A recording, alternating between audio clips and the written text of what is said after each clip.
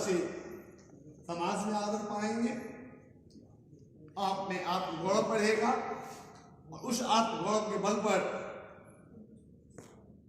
आप में एक राजनीतिक चेतना शक्ति जागृत। इसलिए हमें एक समाज के रूप में बॉन्ड होना है, एक दूसरे का सहयोगी होना है,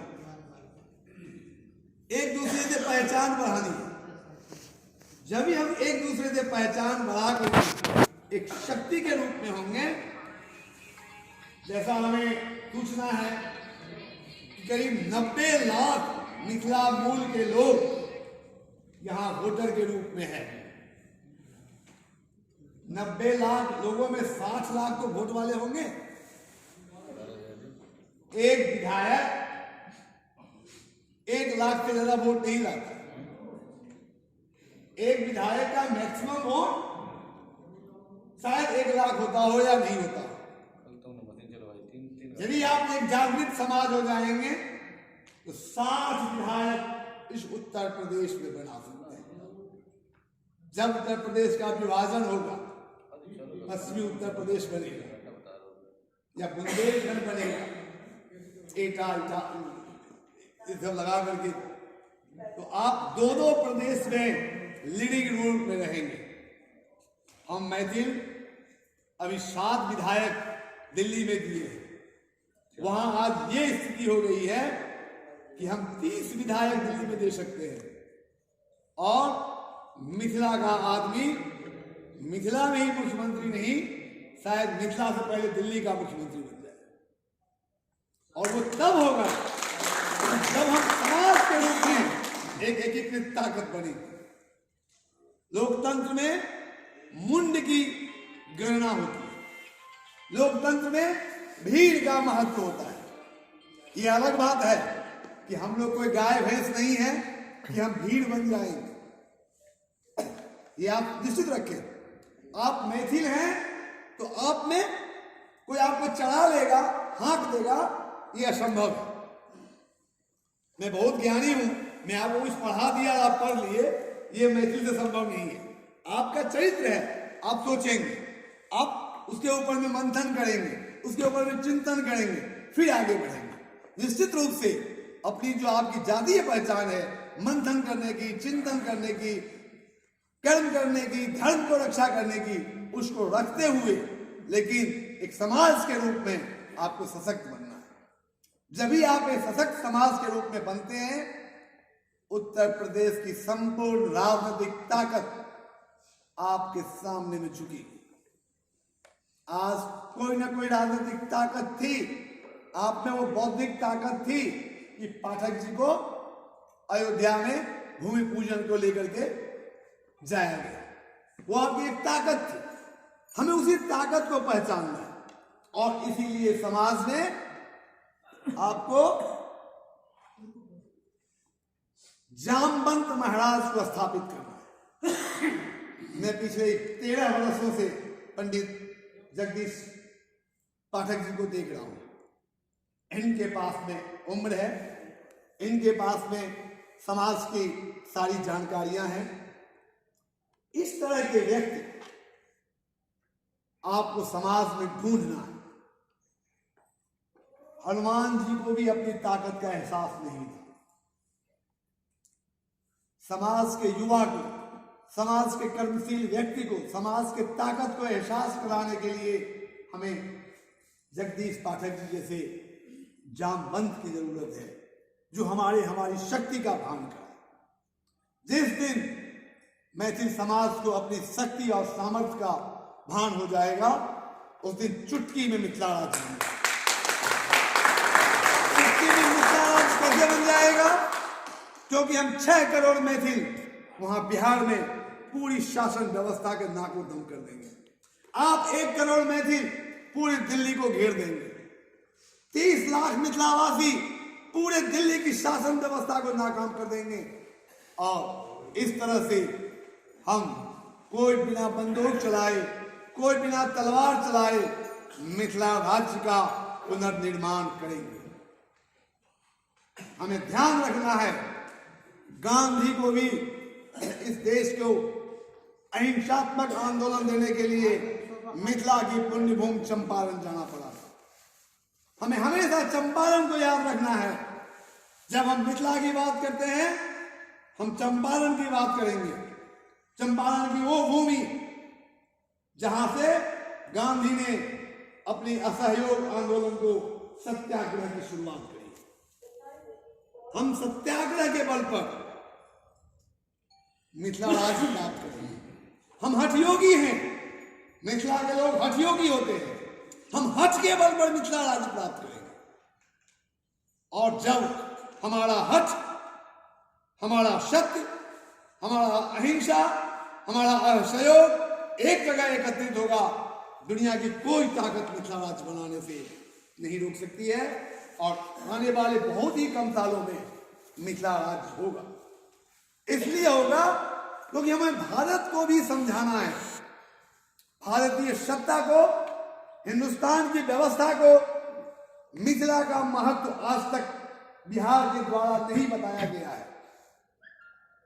भारत में जो भटकाव है, भारत में जो पश्चिमीकरण है, वो इसलिए है क्योंकि भारत के हृदय पर मिथिला वास करता है। भारत का आप नक्शा देख लीजिएगा, जैसे हम छाती पे हाथ रखते हैं तो यहां हृदय है, वैसे हिंदुस्तान की छाती पे मिथिला अंकित है। और यदि छाती नहीं है तो आदमी के शरीर में प्राण नहीं है। भारत निष्प्राण इसलिए हो रहा है क्योंकि भारत में मिथिला अंकित नहीं है।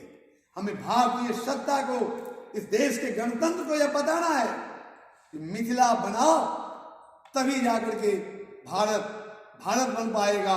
और भारत का जो प्रकाश है, भारत में जो भाव है, वो हमारे सत दर्शन से मिला है। पूरे हिंदुस्तान सनातनी व्यवस्था मिथिला के सत दर्शन पर चलता है। Mithila minus India become a big zero, और कुछ भी नहीं है। ये हम हिंदुस्तान को एहसास दिलाना है।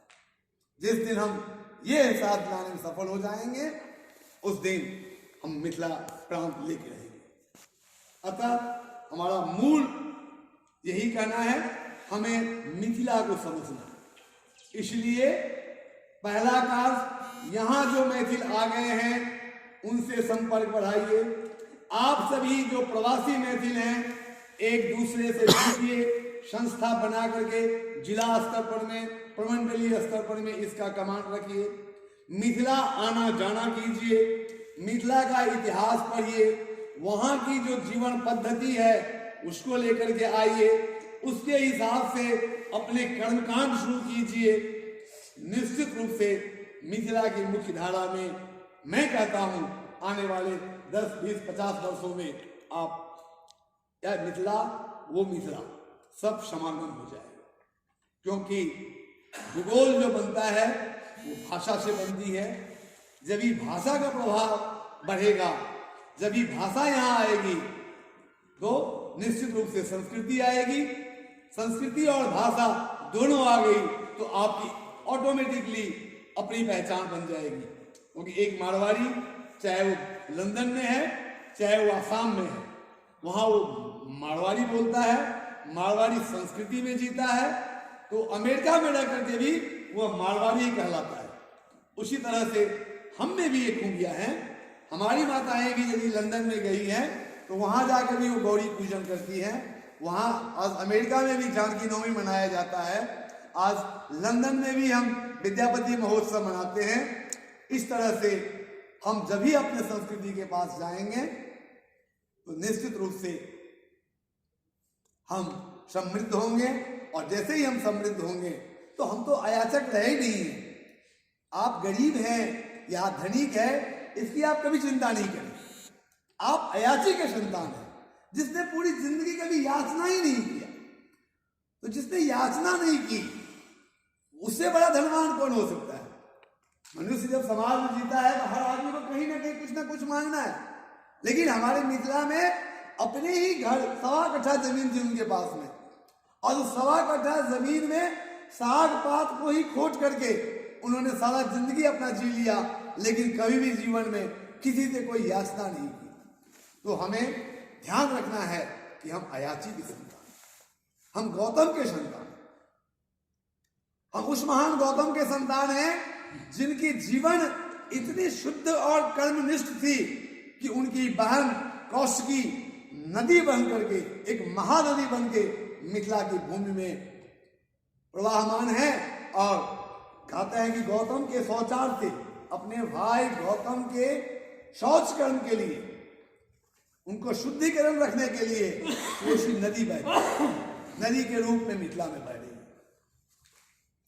आप अगस्त्य मुनि के पूर्वज आपके रहे हुए हैं। कमला, कोशी, भागमती, गंडक, महानंदा की उस भूमि से आप आते हैं, इसीलिए कोई गरीबी और कोई हो ही नहीं सकता। हाँ, युवकों ने जो कहा, आप शिक्षा, यदि आप मैथिल हैं आपको ज्ञान तो लेना ही है। तो आज भी जो मिथिला में भी है, तो वहां तो हमारे गांव में भी कहने पढ़ब नहीं तो करब। यदि हम पढ़ेंगे नहीं तो हम करेंगे क्या? ये तो मैथिल का मूल भाव है। आपको ज्ञान पर, विद्या पर विद्याशील हमें होना है। हम जब विद्याशील थे तभी तो हमने वेदों की सारी ऋचाएं रची, उपनिषद के उपाख्यान कहे और पुराणों के प्रारूप करे। इसलिए हमें विद्या को पकड़ के रखना है। विद्या को पकड़ने के लिए हमें गायत्री को पकड़ के रखना है, हमें सावित्री को पकड़ के रखना है, हमें संध्या बंधन को पकड़ के रखना है, जो हमारी मूल पहचान है। जब हम वो कर्म करेंगे तो हम एक सात्विक ब्राह्मण के रूप में रहेंगे। फिर कॉमर्शियल जीवन में हम नौकरी करें, हम व्यापार करें, उससे कोई फर्क नहीं पड़ता। अब ये अर्थयुग है। इस अर्थयुग में वो जो पुरानी व्यवस्था थी उसमें बहुत सारे चले गए हैं, वहां भी चले गए। हमारे ब्राह्मण में सुपर ब्राह्मण, उससे भी ऊपर सुपर ब्राह्मण ऐसे हुआ करते, वो सब खत्म हो चुका है। अभी ज्ञान का महत्व है, अभी धन का महत्व है, अभी कर्म का महत्व है। हमें कर्मशील बनना है, हमें ज्ञानवान बनना है और हमें आर्थिक रूप से सशक्त बनना है। जो कौम इस देश में आर्थिक रूप से सशक्त है वही कौम इस देश पर में राज किया है। बंगाली आर्थिक रूप से पहले सशक्त थे, काफी सालों तक बंगाल का इस देश पर में प्रभाव था। आज सिख समुदाय आर्थिक रूप से सशक्त है, वो जो चाहता है वो करा लेता है, करा सकता है। आज गुजराती आर्थिक रूप से सबल है, कर्नाटक, तमिलनाडु आर्थिक रूप से आगे है। वहां के नेता जो चाहते हैं संसद में वो अपने क्षेत्र के लिए करवा लेते हैं। हमारे क्षेत्र के नेता, हमारे क्षेत्र के लोग आर्थिक रूप से सबल नहीं है, इसलिए हमारे नेता भी वहां से वो काम नहीं करवा पाते। गवर्नमेंट में भी रिवेन्यू का वैल्यू है। हम जितना ज्यादा रिवेन्यू गवर्नमेंट को देंगे हमारी उतनी ज्यादा पूछ बढ़ेगी। इस तरह से हमारा यही एक मिशन था कि हम सभी एक दूसरे से संवाद करते रहें, हम दूसरों से जानते पहचानते रहें, हमारी निकटता बढ़ती रही। और माताओं से हमारा आग्रह कि आप लोग गौरी पूजन का मिथिला में विधान है। सीता भी राम को पाई है, तो उसी गिरिजा, उसी गौरी के पूजन